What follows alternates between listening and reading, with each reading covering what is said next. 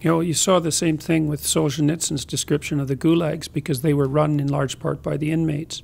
But I think that that's a really good metaphor for totalitarian states in general, you know, because we like to think that a totalitarian state is made up of innocent, oppressed individuals who are under the thumb of an evil tyrant, and that all of the catastrophes are cascading from the top down. But I don't think that that's true. I think that it's more like a holographic structure where the tyranny exists at every single level. So it exists psychologically, and it exists within the family, and it exists within the mid-level organizations. And so, well, you know, in Eastern Germany, for example, 1 out of every 3 people was a government informer.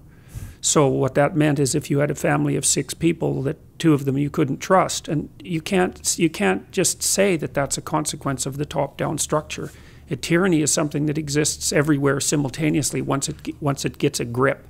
And it's easy for people to say things like, well, I was just following orders. And, you know, I'm not trying to put myself in a position where I'm claiming that if I was in that position, I wouldn't have followed orders in the same way. I mean, God only knows till you get there, right? That's for sure. But what that did to me was focus my attention more and more on the necessity of individual responsibility. I thought if it was individuals in the final analysis who were responsible for the great evils of the 20th century, which I think is a reasonable way of conceptualizing it, then it might be individuals who could be responsible for whatever good there might be in mankind that could help us avoid those situations in the future. And I thought of that as an alternative in some sense to nihilistic disbelief and ideological possession, you know, because if your group identity is too tight, then you start acting like a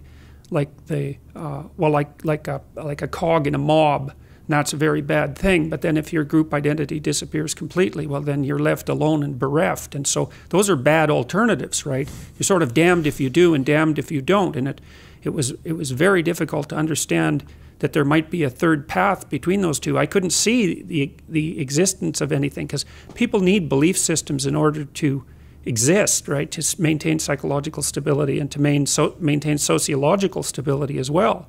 But then if the beliefs get too rigid, then they turn into a raging totalitarian mob. So maybe you let that go because you don't want to play that game, but then you dissolve because you have no identity. That's not acceptable either. When I first laid that out that clearly, it was really hard on me because I couldn't see a third path to that. But then I started to realize, and this was a consequence of reading the sorts of things that we already talked about, but also of starting to understand the underlying structure of mythology and what the heroic path meant essentially, and that meant adoption of supreme moral responsibility as an individual. Now, there's this idea in the New Testament, which is a really interesting idea. You know, it's one of these bottomless ideas, and I mean that literally. You could study it forever and never get to the bottom of it. And the idea is that Christ is the person who takes the sins of mankind on himself, and there's something redemptive about that. And that's actually a really dark idea, because what it means, as far as I can tell, what it means, at least what it means psychologically, is that when you read these terrible things, you have to understand that you're reading about you. If you don't understand that you're reading about you, then you don't actually understand the stories, you know, because you put yourself in the position where you're automatically the good person who would never do anything like that. And then these other people are, well, they're devils in some sense, right? And it's very easy for people to make that division. But it's a horrific realization when you think that that devil that you see outside is the same thing that's inside, and that you don't know until you're put in a situation like that what you might do. And then it's even worse, because if you look at the historical evidence, you know, it was ordinary people in some sense that produced the catastrophes of Nazi Germany and the Soviet Union and Maoist China. I mean, they might not have originated it, but they certainly had the option to say no at different steps along the way, and they didn't, you know. And these things do happen one horrible thing at a time. There's this great book called Ordinary Men, which describes the descent of a German police force from ordinary bourgeois middle-class men, essentially just ordinary policemen, who actually were raised before the Hitler Youth. They weren't indoctrinated, you know, as young people. And they were brought into Poland to sort of mop up after the Germans had walked through.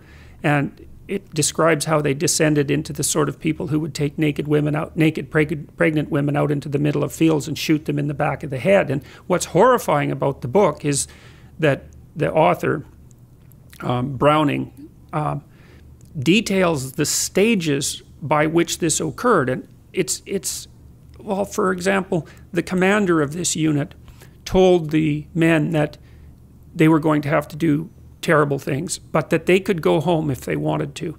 And then you think, well, there's an out. But then if you really think about it, you think, well, they're a tightly knit quasi-military organization, and one of the natural thoughts under that circumstance would be, well, I'm not going to leave my comrades to do all the dirty work. That would just be a matter of cowardice. And so you can see that, you know, that there's an ethical requirement that would keep you there to begin with. And then they were... Well, you're doing what you just said, which is taking the burden of this sinful activity on yourself. If you let everyone else do it, then you're not acting heroically. Well, right. And so it was easy for the men to get entrapped into that. And then, you know, the requirements for their horrific action kept ramping up. And like each time they accepted the requirement of doing one horrific thing, the probability that they would accept the next requirement increased. And what is also really interesting about that book, Ordinary Men, is that it's not like these men didn't suffer. Like, they were suffering terribly. They were physically ill. They were vomiting. They were